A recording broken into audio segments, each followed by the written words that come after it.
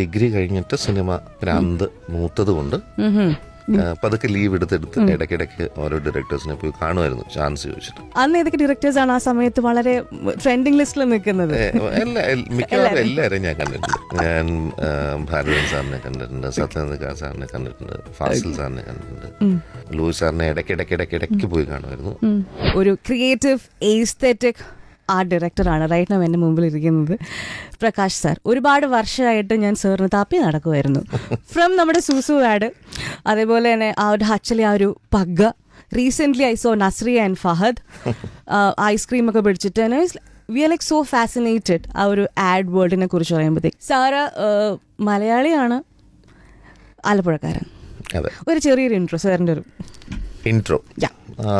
ഞാൻ പറഞ്ഞ ശരിയായിട്ട് ആലപ്പുഴയിലാണ് പഠിച്ചത്, സ്കൂള് കോളേജൊക്കെ. എൻ്റെ അച്ഛൻ അവിടെ കോളേജിൽ ഫിസിക്സ് പ്രൊഫസറായിരുന്നു.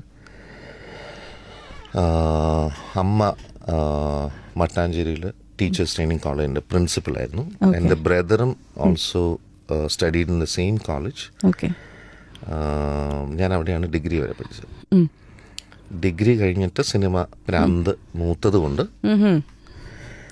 പക്ഷെ സിനിമയിലുള്ള ഒരു വഴി അത്ര ക്ലിയർ ആയിട്ട് വീട്ടുകാരിൽ നിന്ന് കിട്ടാൻ പ്രയാസം എന്ന് തോന്നിയപ്പോൾ ഞാനൊരു ജോലി തേടിപ്പോയി. അങ്ങനെ ജോലി ചെയ്തു 2 വർഷം, pharmaceutical company. Yes, so that was the only way. അപ്പോൾ അത് കഴിഞ്ഞ് ഞാൻ അവിടുന്ന് പിന്നെ പതുക്കെ ലീവ് എടുത്തെടുത്ത് ഇടയ്ക്കിടയ്ക്ക് ഓരോ ഡയറക്ടേഴ്സിനെ പോയി കാണുമായിരുന്നു, ചാൻസ് ചോദിച്ചിട്ട്. സാറ്റർഡേ സൺഡേ ഒക്കെ. അന്ന് ഏതൊക്കെ ഡയറക്ടേഴ്സ് ആണ് ആ സമയത്ത് വളരെ ട്രെൻഡിങ് ലിസ്റ്റിൽ നിൽക്കുന്നത്? മിക്കവാറും എല്ലാവരെയും ഞാൻ കണ്ടിട്ടുണ്ട്. ഞാൻ ഭാരതൻ സാറിനെ കണ്ടിട്ടുണ്ട്, സത്യനന്ദിക സാറിനെ കണ്ടിട്ടുണ്ട്, ഫാസിൽ സാറിനെ കണ്ടിട്ടുണ്ട്, ലൂയിസ് സാറിനെ ഇടയ്ക്കിടയ്ക്ക് പോയി കാണുമായിരുന്നു. പിന്നെ ആദ്യമായിട്ട് ഞാൻ ഡയറക്റ്റ് ചെയ്യുന്ന എനിക്ക് ഓപ്പർച്യൂണിറ്റി കിട്ടിയത് വിജയേട്ടിൽ നിന്നാണ്, വിജയ് തമ്പി.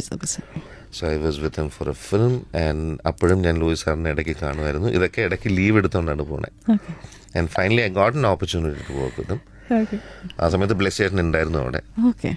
ആൻഡ് ദെൻ ഞാൻ റിസൈൻ ചെയ്തു. അങ്ങനെ ഞാൻ അത് കഴിഞ്ഞ് ഇൻഫാക്റ്റ് ഒരു സിനിമയുടെ ഗ്യാപ്പ് കൂടുമ്പോൾ നമുക്ക് വെറുതെ ഇരിക്കാൻ പറ്റാത്തതുകൊണ്ടാണ് അഡ്വർടൈസിംഗിൽ അസിസ്റ്റ് ചെയ്യാന്ന് വിചാരിച്ചത്. അപ്പോൾ അടുത്ത സിനിമ റെഡി ആകുമ്പോഴത്തേക്കും ഇതിന്റെ ഗ്യാപ്പിൽ ഇതിന്റെ എക്സ്പീരിയൻസും കിട്ടുമല്ലോ. പക്ഷെ അങ്ങനെയായി ഇപ്പൊ 25 വർഷം കഴിഞ്ഞു. ഇനി നമുക്ക് ഇതിന് ബ്രേക്ക് എടുത്ത സിനിമയിലേക്ക് എപ്പോഴെങ്കിലും തീർച്ചയായിട്ടും ആ ബ്രേക്ക് എടുക്കാൻ ഇങ്ങനെ നോക്കിയിരിക്കില്ലേ. നേരത്തെ പറഞ്ഞ പോലെ പല സമയത്തും ഇങ്ങനെ അതിന്റെ ഏകദേശം അടുത്തെത്തുമ്പോഴത്തേക്കും ഇതേപോലെ എക്സൈറ്റിംഗ് ആയിട്ട് വേറൊരു ചലഞ്ചിങ് അഡ്വർടൈസിംഗ്